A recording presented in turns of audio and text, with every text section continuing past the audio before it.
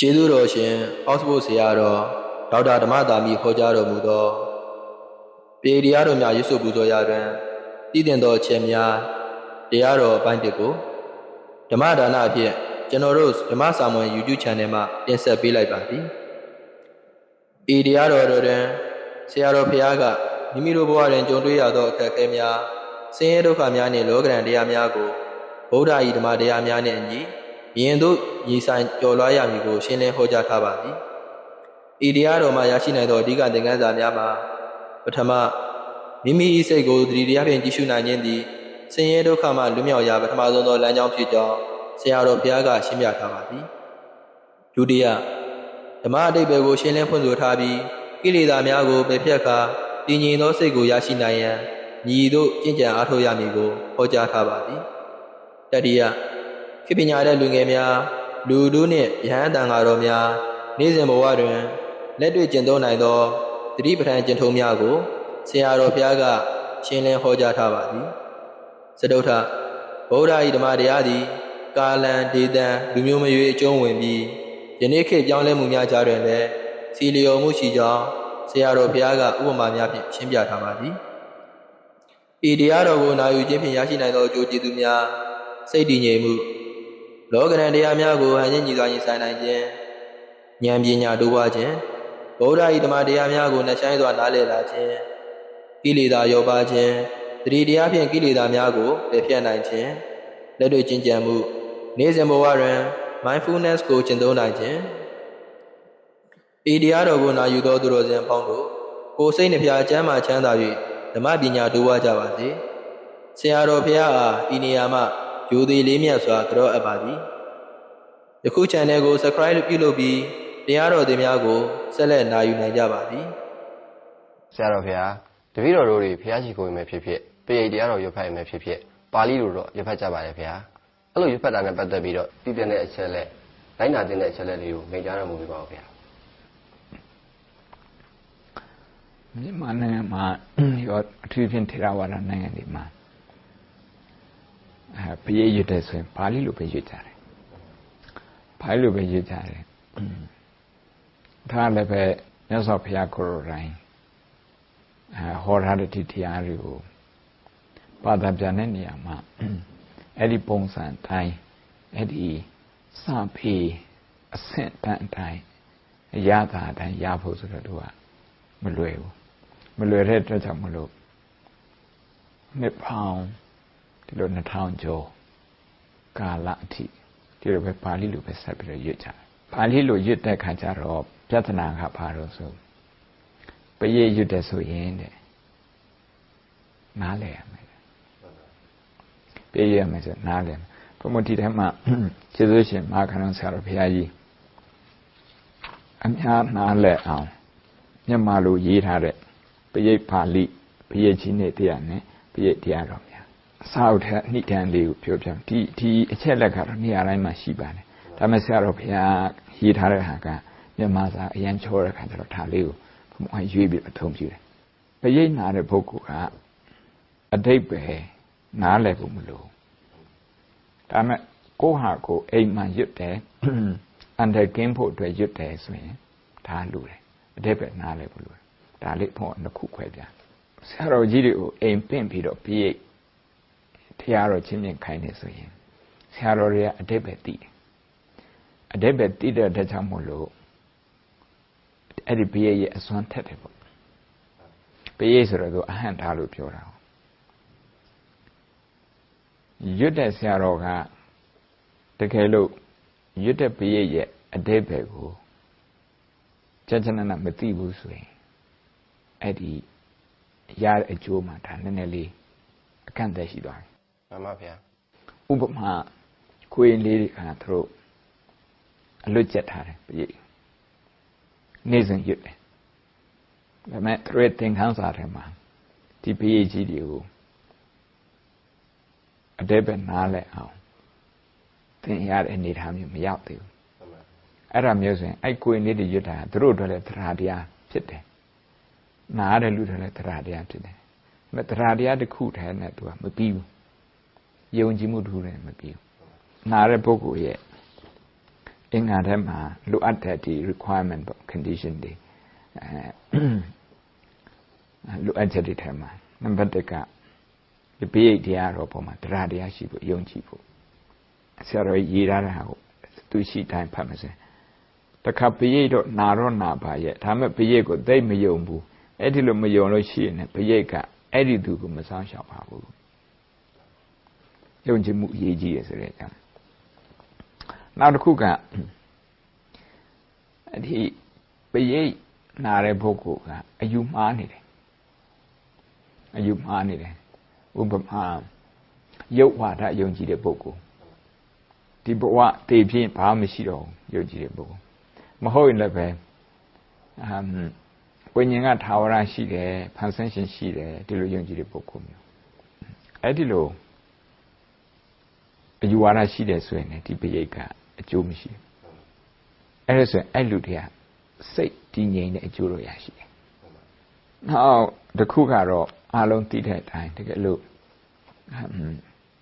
ကံကြီးထိုက်ထားတဲ့ပုဂ္ဂိုလ်မိဘကိုစောခါမိဘကိုဒီအသက်အန္တရာယ်လောက်ဖူးတဲ့ပုဂ္ဂိုလ်မျိုးဆိုရင်တော့သူကပိဋိနာလည်းအကျိုးမရဘူးပေါ့အဲ့တော့မြန်မာဗုဒ္ဓဘာသာတူအနေနဲ့ကံတရားကိုယုံကြည်တယ်ဒါဆိုရင်သူကတမ္မာဒိဋ္ဌိဖြစ်တယ်နောက်ဒီပိဋိကြီးရဲ့အကျိုးတရားတွေရှိတယ်ဆိုတော့ဒါလည်းယုံကြည်တယ်ဒါတရားလည်းရှိပြီးပညာလည်းပဲအဆင့်တစ်ဆင့်ထိရှိပြီတရားနဲ့ပညာနဲ့နောက်တစ်ဖက်ကလည်းပဲသီလအနေနဲ့ဆိုရင်ကံကြီးကိုမပြစ်မှားမိဒီပုဂ္ဂိုလ်ကဒီဗုဒ္ဓဘာသာတူကပိဋိကြီးရဲ့ဒီဘုရားစာအတိတ်ဘက်ကိုနားမလဲပဲသူဆရာတော်တွေရွတ်တဲ့ဟာနားလဲတဲ့ပုဂ္ဂိုလ်ရွတ်ပေးတဲ့ဟာမိဘပဲဖြစ်ဖြစ်ဘယ်သူပဲဆရာသမားပဲဖြစ်ဖြစ်လူပုဂ္ဂိုလ်ဖြစ်ဖြစ်ရဟန်းပဲဖြစ်ဒီလိုက်ရှိတဲ့ပုဂ္ဂိုလ်လာပြီးတော့ရွတ်ပေးတယ်ဆိုရင်အကျိုးရှိတယ်အကျိုးရရှိတယ်ဆရာတော်တွေကိုပင့်ပြီးတော့ရွတ်တာကဒါကအလေးထားတစ်ခုနောက်အလေးထားတစ်ခုကကိုယ့်အကူရွတ်တယ်အိမ်မှာရွတ်တာပဲဖះမှာသွားပြီးတော့ရွတ်တာပဲဖြစ်ဖြစ်ကိုယ့်အကူရွတ်တယ်ဆိုရင်တော့ကိုယ့်အတွက်ကိုရွတ်တယ်ဆိုရင်ဒါအတိတ်ပဲလည်းနားလည်မယ်ကံကြီးလည်းမဖြစ်မှာဘူးနောက်ပြီးတော့ယုံလည်းယုံကြည်တာတော့ယုံကြည်လို့ရွတ်တာပေါ့ဒီနေရာမှာလိုအပ်တာကအတိတ်ပဲနားလည်တယ်ကိုယ့်အတွက်ကိုပြန်ရွတ်တာအတိတ်ပဲနားလည်ဖို့အနည်းဆုံးဘယ်လိုနားလည်မှာတော့ဆိုတော့မေတ္တာတို့ရွတ်တယ်ဆိုရင်ဒါကဒေါသနဲ့ကြောက်စိတ်စားမေတ္တာထားဖို့မေတ္တာကျင့်စဉ်ကိုမြတ်စွာဘုရားသင်ပေးတာတလောက်လေးနားလည်နေသူကအချိန်ခံရပါပြီမင်္ဂလာတို့ရွတ်တယ်ဆိုရင်မင်္ဂလာတို့တိုးတက်ရတိုးတက်ကြောင်းလှုပ်ရမယ်အလုပ်တွေကိုမြတ်စွာဘုရားက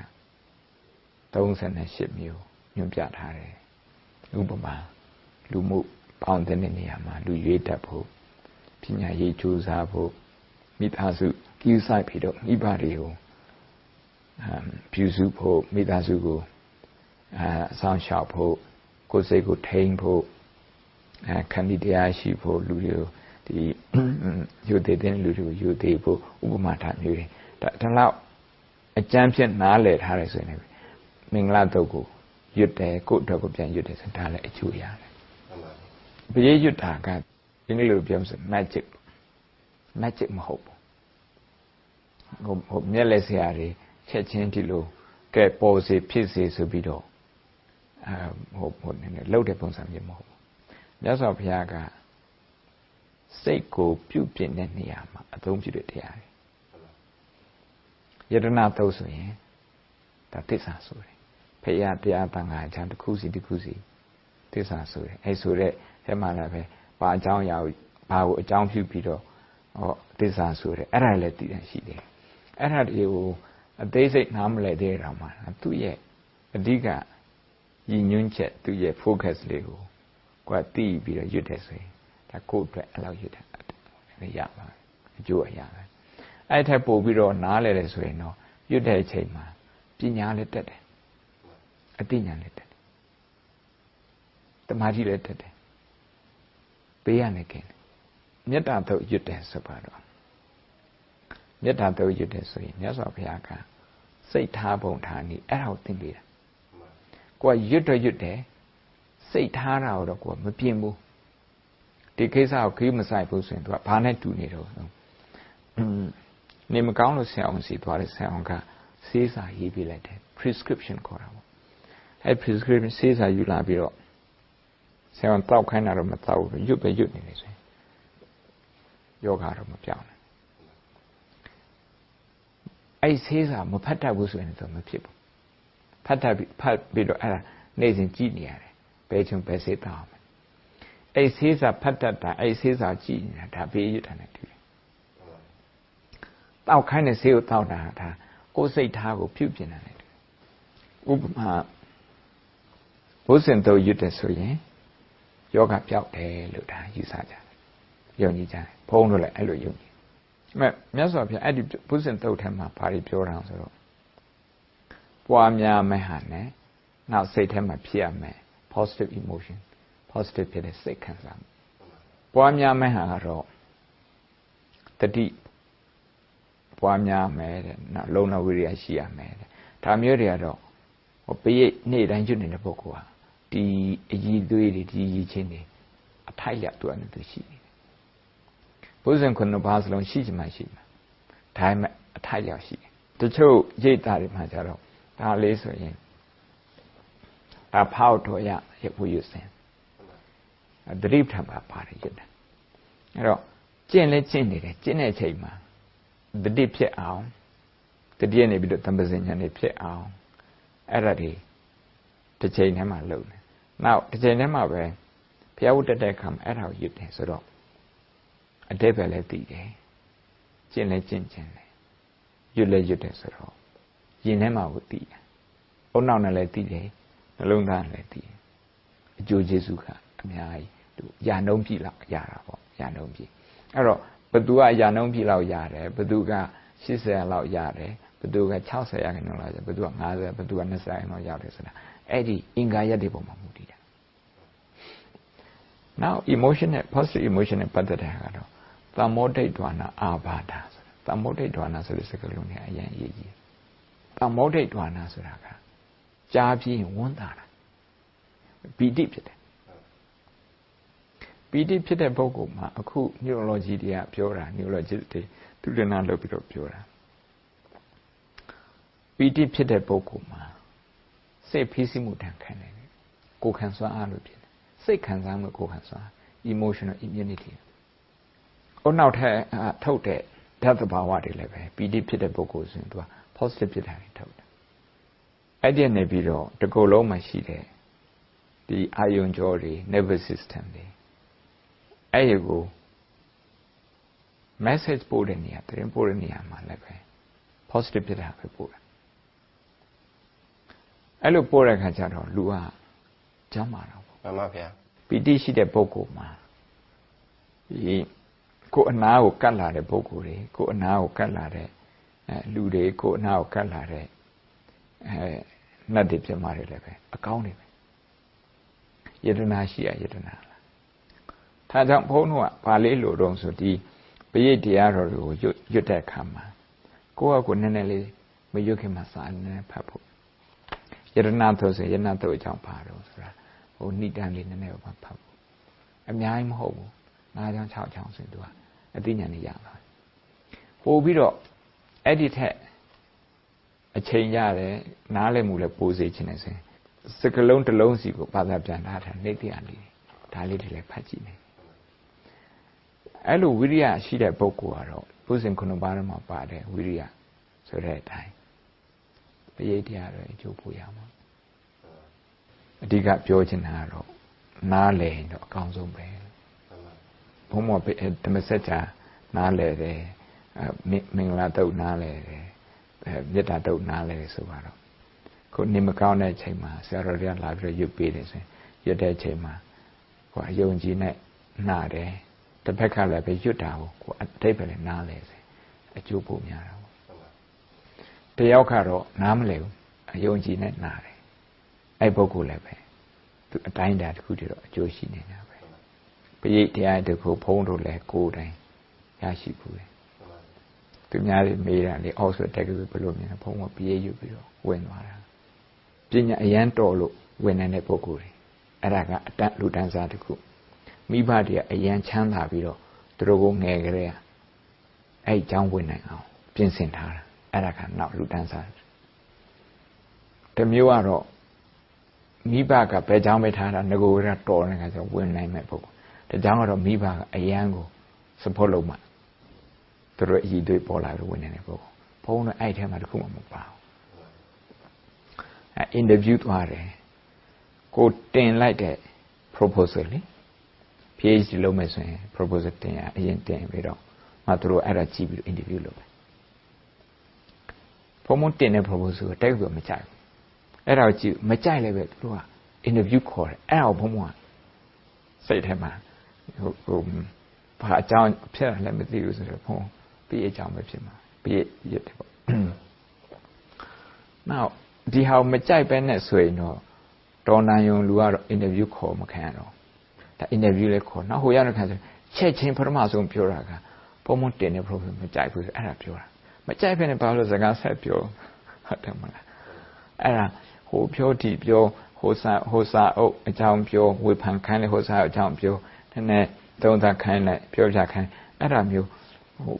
interview ပြီးတဲ့ခါကျတော့အဲ့ဒီစပွဲပေါ်မှာစာအုပ်ရှုပ်ဘုံမအဲ့ဒါပြင်ဆင်မသွားဘူးတချို့ဟာတွေကိုကဖတ်ဖူးတဲ့ဟာတွေကိုပါဠိဒီဘေးကထဲမှာဆိုရင်တော့ဒါကိုကပြောပြနေတချို့အင်္ဂလိပ်အေးစာတွေနောက်နိုင်ငံသားတွေရေးထားတဲ့ဟာတွေအဲ့ဒါတချို့ဟာတွေမဖတ်ဘူးမတွေ့ဘူးတဲ့ခါကျအဲ့ချိန်မှာဘာထွက်လာအောင်ဆိုဒါကဘာတော့ဘာရေးထားတယ်ဆိုဟိုသိချင်တဲ့ပုံစံမျိုးနဲ့သူတို့ကကိုယ်မေးမယ်ဆိုကိုယ်သူတို့မေးလိုက်တယ်အဲ့မေးတော့သူတို့ကသဘောကျဒါစူးစမ်းနေသိချင်တယ်ပြီးကချမ်းစာလာပြတဲ့ခါမှလည်းပဲသူတို့မေးတဲ့ဟာ